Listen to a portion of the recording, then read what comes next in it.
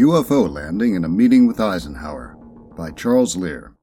From February 17th to February 24th, 1954, President Dwight D. Eisenhower was in Palm Springs, California, on what was described to the public as a vacation. On February 20th, he disappeared from public view, and rumors spread to the point that the headline, "President Eisenhower died tonight of a heart attack in Palm Springs," appeared on the Associated Press newswire. The story was removed 2 minutes later, and the AP reported that he was still alive. Ufologists have speculated on where he was that day, and some have come to the conclusion that Eisenhower went to Muroc Air Force Base for a secret meeting with alien visitors. The earliest mention of Eisenhower and aliens being at Muroc appears in a letter from Gerald Light to Meade Layne, founder of the Borderland Sciences Research Association. Now a foundation, BSRF, Borderland Sciences Research Foundation, has preserved the letter, and the date on the link is April 16, 1954. The letter opens with this: "My dear friend, I've just returned from Muroc. The report is true, devastatingly true. I made the journey in company with Franklin Allen of the Hearst Papers and Edwin Morris of Brookings Institute, Truman's erstwhile financial advisor, and Bishop McIntyre of Los Angeles. Confidential names for the present, please." The mention of aliens referred to as Etherians and their craft is as follows. "During my 2 days' visit, I saw 5 separate and distinct types of aircraft being studied and handled by our Air Force officials, with the assistance and permission of the Etherians. I have no words to express my reactions." And the reference to Eisenhower is this: "President Eisenhower, as you may already know, was spirited over to Muroc one night during his visit to Palm Springs recently." Layne commented on the letter in 1958 with this: "The matter of an alleged visit by President Eisenhower to Muroc Base is clearly reported simply as a personal inference and belief. In fact, the Probert controls have said that the President sent a personal representative, but did not go to the base himself. There is much guesswork also where the writer of the letter quoted talks about future policies, public reaction, etc.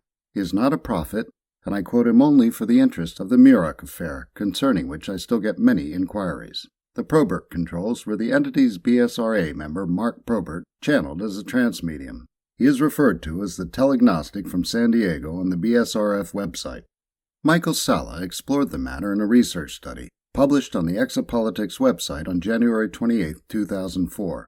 In his abstract, he tells the story of Eisenhower's disappearance and how reporters were told that Eisenhower had gone off to have emergency dental treatment. Salla then tells the reader that his paper will explore evidence of first contact with Nordic ETs, an agreement made with them, and a series of meetings leading up to a contract being signed with the Greys. Salla brings up one fact that has helped fuel the alien meeting theory, and that is that Eisenhower had just gone on a quail hunting vacation in Georgia a week before. He credits the letter from Light as the first public source alleging a meeting with extraterrestrials, but he doesn't include Layne's comment. He cites an essay by William Cooper as his source for the letter, and includes Cooper in his list of whistleblowers supporting the story. The others are John Lear, Robert Dean, and Phil Schneider. What these men have in common is that they used their backgrounds in the military and intelligence communities, both real and invented, to give credibility to outlandish tales of alien interactions with government entities. Cooper's essay is a vivid example. Also in 2004, Salla published Exopolitics, Political Implications of the Extraterrestrial Presence. And Peter Carlson of the Washington Post interviewed Salla about the Eisenhower and aliens story and looked into it himself. After presenting Salla's version, Carlson explores the dentist theory.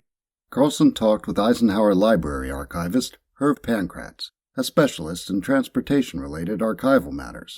Because UFOs are considered by some to be transportation, Pankratz became the person who dealt with the many questions about the alien meeting as the story entered the popular imagination in the 1980s and 90s. Pankratz believes the dentist theory and cites an article by dental historian James Mixon, A History of Dwight D. Eisenhower's Oral Health, published in the November 1995 issue of the Bulletin of the History of Dentistry. Using the U.S. Surgeon General's records of Eisenhower's oral history, Mixon determined that on the night in question, Eisenhower chipped the cap on his upper right central incisor. The cap was reportedly repaired by Dr. Francis A. Purcell. Purcell died in 1974, and no record of the repair remains, so belief that the dental emergency was a cover story remains. The story hit the news again in 2010, when retired New Hampshire State Representative Henry McElroy posted a YouTube video where he claims to have seen a document that supports the alien theory. He says this: "The document I saw was an official brief to President Eisenhower. To the best of my memory, Viagra sans ordonnance, this brief was pervaded with a sense of hope, and it informed President Eisenhower of the continued presence of extraterrestrial beings here in the United States of America. The brief seemed to indicate that a meeting between the President and some of these visitors could be arranged as appropriate if desired. And why would a state representative have access to what would likely be a classified document that originated in a federal office?" McElroy claims that as a member of the State Federal Relations and Veterans Affairs Committee, it was important that he be updated on a large number of topics related to the affairs of our people and our nation. This tale, like many UFO tales, will likely be repeatedly resurrected and retold, and, like many UFO tales, this one has been added to. Around 2007, researcher Art Campbell claimed that a witness identified only by a pseudonym wrote him a 7-page letter saying that Eisenhower landed at Holloman Air Force Base and met with aliens there during his hunting vacation in Georgia. Holloman. Aliens. That sounds familiar.